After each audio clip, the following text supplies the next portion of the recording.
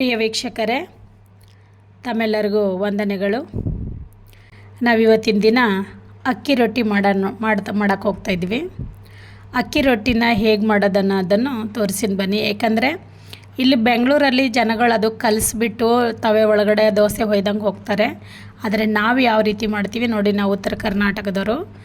ನಾವು ಉತ್ತರ ಕರ್ನಾಟಕದವ್ರು ಯಾವ ರೀತಿ ಮಾಡ್ತಿದ್ದೆ ನೋಡಿ. ಹಿಟ್ಟನ್ನು ಜಲ್ದಿ ತೊಗೊಂಡು ಒಂದು ದೊಡ್ಡ ತಟ್ಟೆ ಒಳಗಡೆನ ಹಿಡಿತಾ ಇದ್ದೀನಿ. ಅದು ಹಿಟ್ಟು ಅಂದರೆ ಒಂದ್ರೆ ಆಡಿಸ್ತಾಯಿದ್ದೀನಿ ಅಂತ. ಒಂದ್ರೆ ಆಡಿಸ್ಬಿಟ್ಟು ಅದೆಲ್ಲ ಒಂದು ಕಡೆ ಸೈಡಿಗೆ ತೊಗೊಂಡು ಅದು ರೌಂಡ್ ಮಾಡಬೇಕು. ಅದು ಒಂದು ಕಡೆ ಇದು ಮಾಡಿಬಿಟ್ಟು ಮಧ್ಯದಲ್ಲಿ ರೌಂಡ್ ಮಾಡಬೇಕು. ರೌಂಡ್ ಮಾಡಿಬಿಟ್ಟು, ಯಾಕಂದರೆ ಈ ಕಡೆದು ಹಿಟ್ಟು ಇಲ್ಲಿ ಬೆಂಗಳೂರಲ್ಲಿ ಬೀಸಿದ್ದು ಅದು ಜಿಗಿ ಬರೋದಿಲ್ಲ. ಅದಕ್ಕೋಸ್ಕರ ನಾವೇನು ಮಾಡ್ತಿದ್ದೀವಿ ಅಂದರೆ ಬಿಸಿನೀರು ಕಾಯಿಸ್ಬೇಕು. ಒಂದು ಅರ್ಧ ಲೋಟದಷ್ಟು ಬಿಸಿನೀರು ಕಾಯಿಸಿದ್ದೀನಿ ನೋಡಿ. ಬಿಸಿನೀರು ಕಾಯಿಸ್ಬಿಟ್ಟು ಅದರೊಳಗಡೆ ಹಾಕ್ತಾಯಿದ್ದೀನಿ.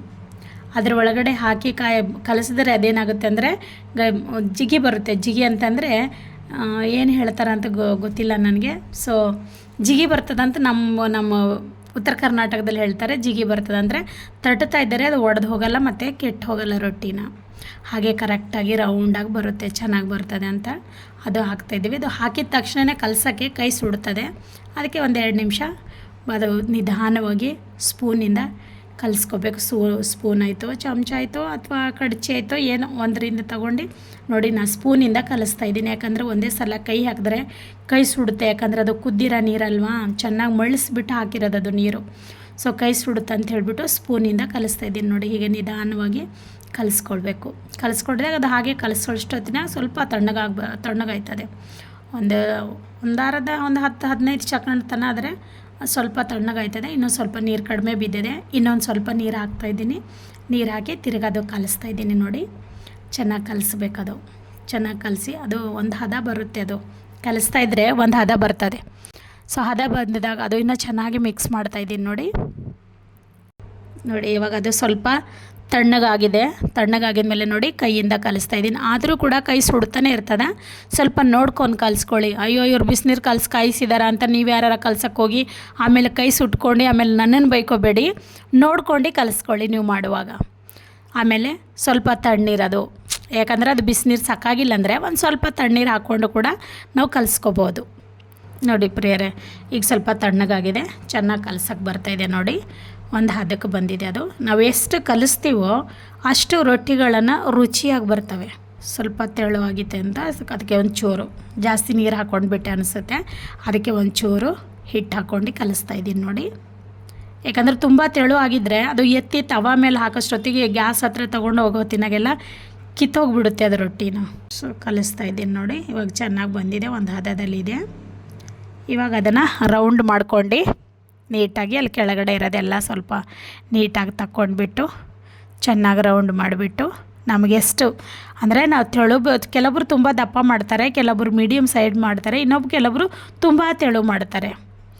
ನಾನು ಅಷ್ಟು ದಪ್ಪನೂ ಮಾಡ್ತಾಯಿಲ್ಲ, ಅಷ್ಟು ತೆಳುನೂ ಮಾಡ್ತಿಲ್ಲ. ಒಂದು ಸೈಜಲ್ಲಿ ಮೀಡಿಯಮ್ದಲ್ಲಿ ನೋಡ್ತಾ ಇದ್ದೀರಾ ಅಲ್ವಾ ನೀವು. ಅದು ನೋಡ್ತಾ ಇದ್ದು ಹಾಗೆ ರೌಂಡ್ ಮಾಡಬೇಕು.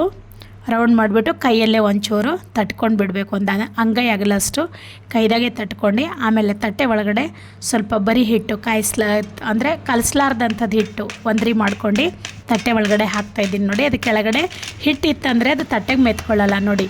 ಒಂದು ಕೈನ ಸೈಡಿಗೆ ಹಿಡ್ಕೊಂಡು, ಯಾಕಂದ್ರೆ ಅದು ಡಂಕ ಬರಬಾರ್ದು ಅಂತ ಹೇಳ್ಬಿಟ್ಟು ಒಂದು ಕೈ ಸೈಡಿಗೆ ಇಟ್ಕೊಂಡು ಒಂದು ಕೈಲಿಂದನೇ ತಟ್ತಾ ಇರೋದು ಅದನ್ನು.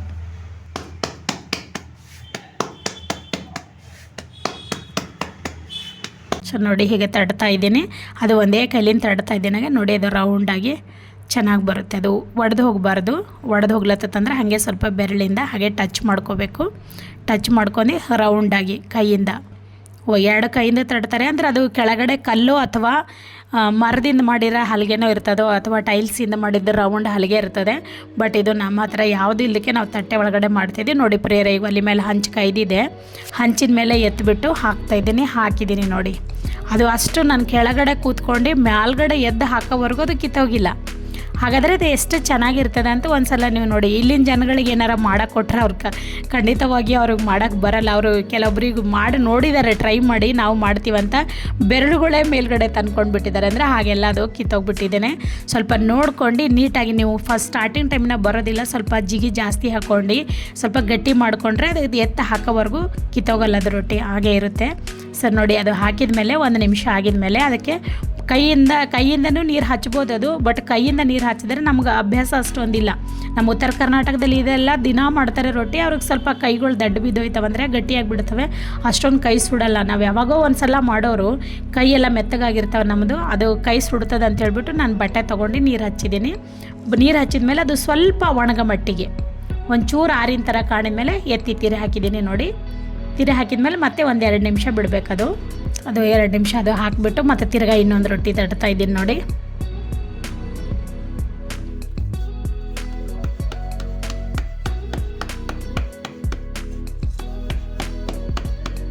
ಸೊ 2ನೇ ರೊಟ್ಟಿನೂ ತಟ್ತಾ ಇದ್ದೀನಿ, ಅದನ್ನು ಕೂಡ ತಟ್ಟಾಯಿತು. 2 ನಿಮಿಷ ಆಯಿತು. ಅದು ನೋಡಿ ತಿರಿ ಹಾಕಿದೆ, ಮತ್ತೆ ತಿರಿ ಹಾಕೋವರೆಗೂ ಅದು ಚೆನ್ನಾಗಿ ಸುಟ್ಟಿದೆ ನೋಡಿ. ತಿರಿ ಹಾಕಿದ ಮೇಲೆ ನೋಡಿ ಯಾವ ಥರ ಊದ್ಕೊಳ್ತಾ ಇದೆ, ಅದು ಪೂರಿ ಥರ ಬಲೂನ್ ಯಾವ ಥರ ಊದ್ಕೊಳ್ಳುತ್ತೋ ಆ ಥರ ಪೂರಿನೂ ಕೂಡ ಎಷ್ಟು ಚೆನ್ನಾಗಿ ಊದ್ಕೊಳ್ಳಲ್ಲ ಅನಿಸುತ್ತೆ ನೋಡಿ. ಎಷ್ಟು ಚೆನ್ನಾಗಿ ಊದ್ಕೋತಾ ಇದೆ ತಿನ್ನೋಕ್ಕೆ. ಅದು ಒಂದೇ ರೊಟ್ಟಿ ಇದ್ದರೂ ಕೂಡ ಅದು ಬಿಚ್ಚಿದ್ರೆ 2 ಪದರ ಬರುತ್ತದೆ. ಅಂದರೆ ಎರಡು ರೊಟ್ಟಿ ಇದ್ದಾವೇನೋ ಅನ್ನೋ ಮಟ್ಟಿಗೆ ಬರ್ತದೆ. ಅದು ನಾವು ಕೈಲಿ ನೀಟಾಗಿ ಬಿಚ್ಚಿದ್ರೆ 2 ರೊಟ್ಟಿ ಥರ ಕಾಣಿಸುತ್ತೆ, ಅಷ್ಟೊಂದು ಚೆನ್ನಾಗಿ ಊದ್ಕೊಂಡಿದೆ ನೋಡಿ ಪ್ರಿಯರೇ. ನೀವು ಒಂದು ಸಲ ಮಾಡಿ ನೋಡಿ. ಅದರ ಬೇರೆ ನಾವೇನು ಮಿಕ್ಸ್ ಮಾಡಿಲ್ಲ, ಉಪ್ಪು ಕೂಡ ಹಾಕೋದಿಲ್ಲ ನಾವು. ಏನಂದ್ರೆ ಬರೀ ಅಕ್ಕಿ ಹಿಟ್ಟು ಸ್ವಲ್ಪ ಬಿಸಿನೀರು ಅಷ್ಟು ಮಾತ್ರನೇ ಮಾಡಿದ್ದೀನಿ ನೋಡಿ. ಇಷ್ಟು ಚೆನ್ನಾಗಿ ಬಂದಿದೆ ಪ್ರಿಯರೇ. ನೀವು ಒಂದು ಸಲ ಟ್ರೈ ಮಾಡಿ ನೋಡಿ.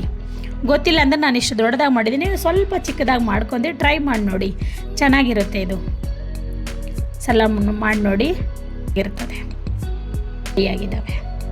ಈ ವಿಡಿಯೋ ನೋಡ್ತಕ್ಕಂಥ ತಮ್ಮೆಲ್ಲರಿಗೂ ಧನ್ಯವಾದಗಳು.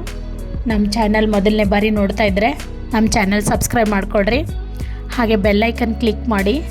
ನಿಮಗಿಷ್ಟ ಆಗಿದ್ದರೆ ವಿಡಿಯೋ ಒಂದು ಲೈಕ್ ಕೊಡೋದನ್ನು ಮರಿಬೇಡಿ. ದೇವರು ನಿಮ್ಮನ್ನು ಆಶೀರ್ವದಿಸಲಿ. ಆಮೇನ್.